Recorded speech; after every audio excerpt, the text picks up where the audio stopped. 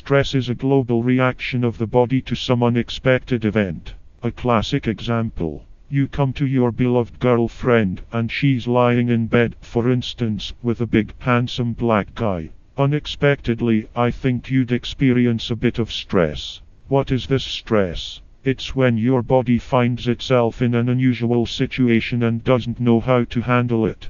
Stress can be of all kinds. Someone steps on your foot. Someone unfairly gives you a bad grade at school or in your record book, because you didn't bring your favorite professor a bottle of cognac, and all sorts of other nasty things in life that you constantly encounter.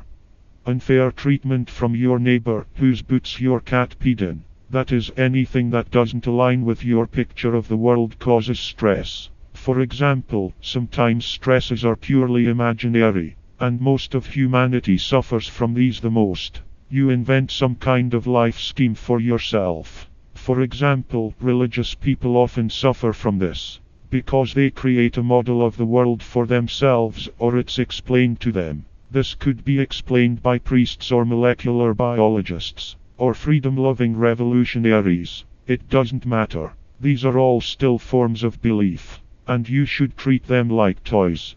But people become convinced, since our brain supports any beliefs by significantly reducing its energy consumption. That is, the less energy the brain uses, the more internal narcotics are released. So, it turns out that being a believer is better and more reliable than being a non-believer. Because you think less and get more endogenous narcotics. But when you encounter reality from this world you've built for yourself, and that reality turns out to be completely incompatible. For example, a deeply religious person comes to a show with an angry professor. He says there is no God. What do? Stress. Because your entire worldview, developed in your head, reinforced by years of using endogenous narcotics, collapses, and it's almost impossible to let go of it.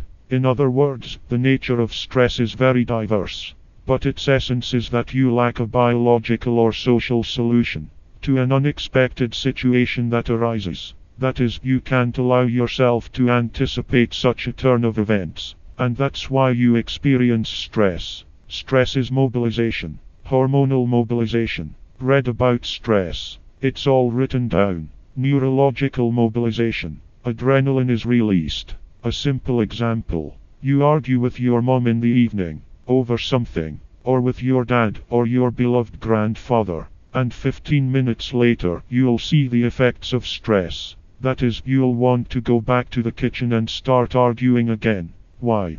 Because all sorts of thoughts come to you, the ones you didn't fully express. Why do women argue, part ways, and then, minutes later come back for a mortal battle again? What's the deal? Under stress, the brain mobilizes, memory becomes more active.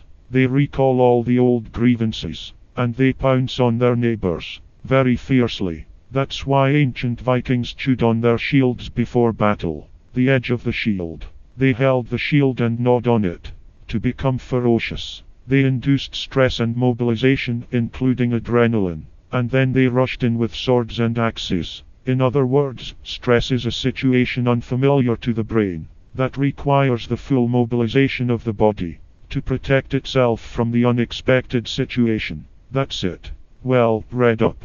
Experimental stresses are a huge field, and there's only one way to deal with it. You need to live longer, and put yourself in all sorts of situations. Don't hope things will turn out as promised. Then you'll somewhat overcome it. That's all for now. We studied changes in cortisol, stress, and as compensation for early childhood stresses, we showed a rather trivial thing, which I often write about in books, and talk about on shows, that you can hope that during a child's puberty, their childhood stresses will disappear, and this was shown in Mold-Up, by measuring cortisol concentrations, in response to stress factors, in children who have matured, and those who haven't, and it was proven quite convincingly, a decent group of researchers, fairly reliably, that there's a chance to compensate. Children who experienced significant stress before puberty can compensate for it. It seems to be proven, though so far it's just one laboratory. As is known, it's considered proven when 3, 4, or 5 laboratories confirm it. Otherwise, it could be self-suggestion or an artifact.